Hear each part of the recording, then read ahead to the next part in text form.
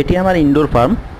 এখানে বেশিরভাগ মাছে অটোবিট, গাপ্পি, মলি, লবস্টার এই জাতীয় মাছগুলোই বেশি।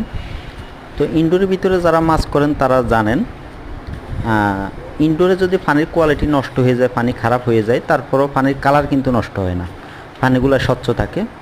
এই কারণে অনেকে বুঝতে পারেন না কখন পানি চেঞ্জ দিতে হবে।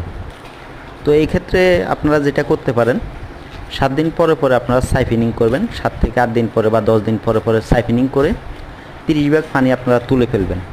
30 ভাগ পানি তোলার পরে আবার 30 ভাগ নতুন পানি দিবেন। 30 ভাগ নতুন পানি দিয়ে আপনারা লবণ দিবেন এবং মিথাইল ব্লু দিবেন। হ্যাঁ, এবং এইভাবে 4 থেকে 5 বার, মানে 35 থেকে 40 দিন পরে ফুল পানি চেঞ্জ দিবেন। এতে করে আপনাদের গাপ্পিগুলো ভালো থাকবে এবং গাপ্পির কালার কোয়ালিটি ভালো থাকবে। তো অনেকেই দেখা যায় যে খুব লম্বা সময় পর্যন্ত পানি রাখেন হাউজে, এতে করে আপনাদের হাউজের মাছের প্যারাসাইট হয়। এবং ইনডোরের ভিতরে আপনার সবচাইতে ভালো হয় যদি ব্রিডিং বক্স ইউজ করতে পারেন, বড় সাইজের, ছোটো সাইজের না, কেননা ছোটো সাইজের মাছ আবার স্বাচ্ছন্দ্য বোধ করে না।